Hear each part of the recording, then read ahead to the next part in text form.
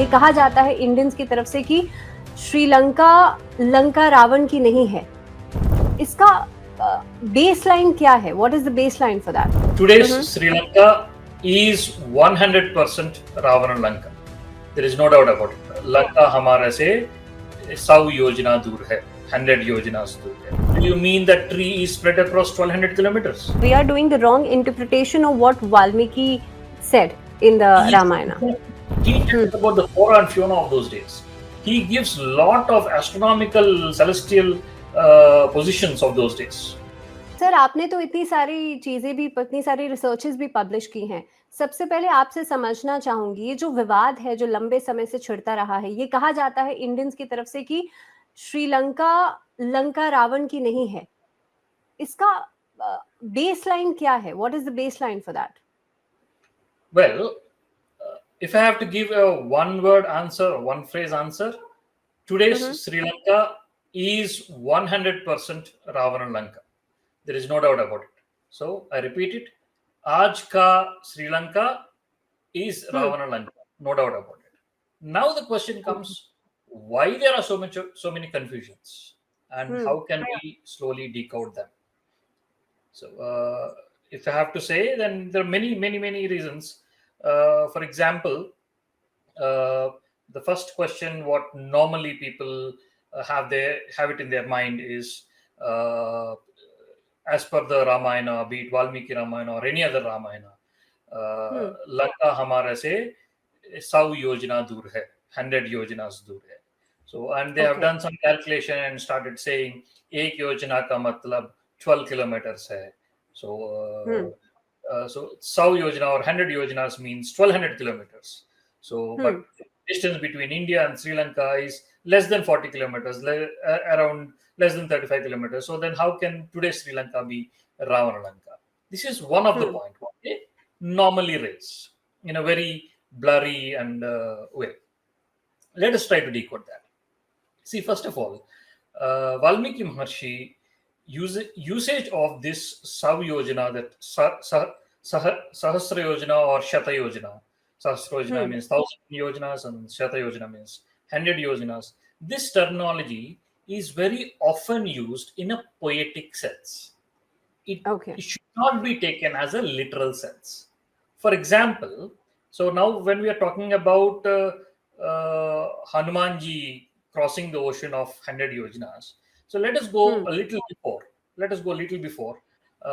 During Aranyakanda, when King Ravana is flying from Lanka to Dandakaranya with an intention of taking Sita away or abducting Sita away. During that time, so when he's traveling in his aerial flight, he observes a massive tree on the ground. And he says, it's a massive tree, and there are a lot of saints, a lot of rishis are doing their penance below that, and a lot of birds are taking shelter on that. And that tree is spread across 100 yojanas, is what Valmiki Maharshi explains. So, what does it mean? Do you mean that tree is spread across 1200 kilometers? Which doesn't make any sense. Right? Yeah. So across the poetry, see, Valmiki has written it in the poetry format.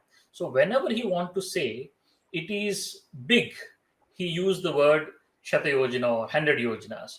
Whenever he wants to say it's very big, he used the word Sahasrayojana. So it should be taken more in a poetic way. It should not be taken in a literal way.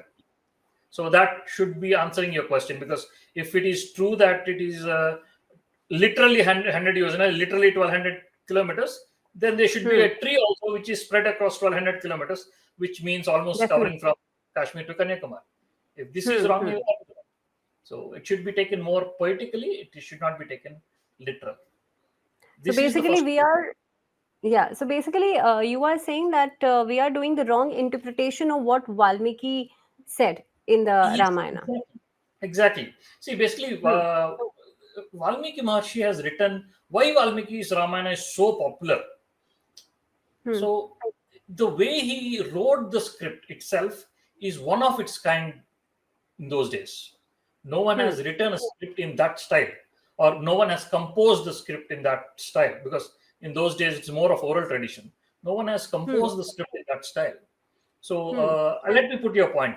See, if you consider Ramayana to be the biography of Prabhu Sri Ram, suppose today if you or me or someone else wants to write a biography of anybody, so what we do, we try to travel with the person with whom we want to write the biography, get inspired of his deeds or her deeds, and then start writing the biography.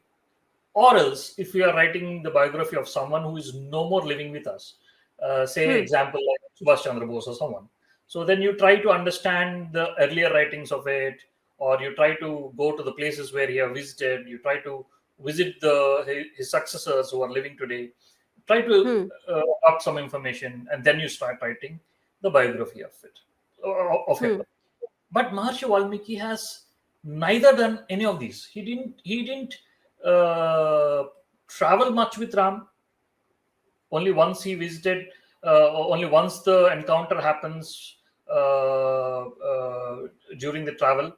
That's all. There is not much explicit travel with Ram for Valmiki to write the story of Ram.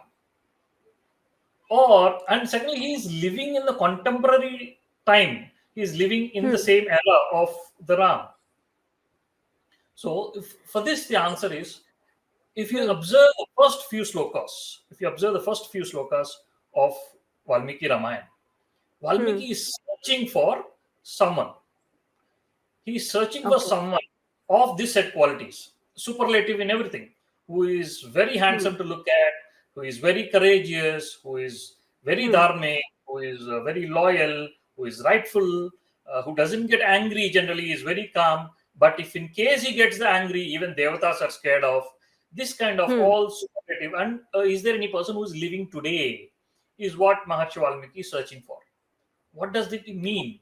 Which means he's searching for someone to write his story with an intention of something. Basically, he has already decided to write something. For him to write that something, what he has decided, he needs a person of these qualities. Valmiki has decided to write something already. For him to write that something, he needs a person of this set qualities, so that he can embed whatever he wants to tell along with the story of this righteous person story. So now we all know that it is the story of Ram. So let us keep the story of Ram for a side. Now let us understand what is that additional thing that Valmiki wants to say. Yeah, please.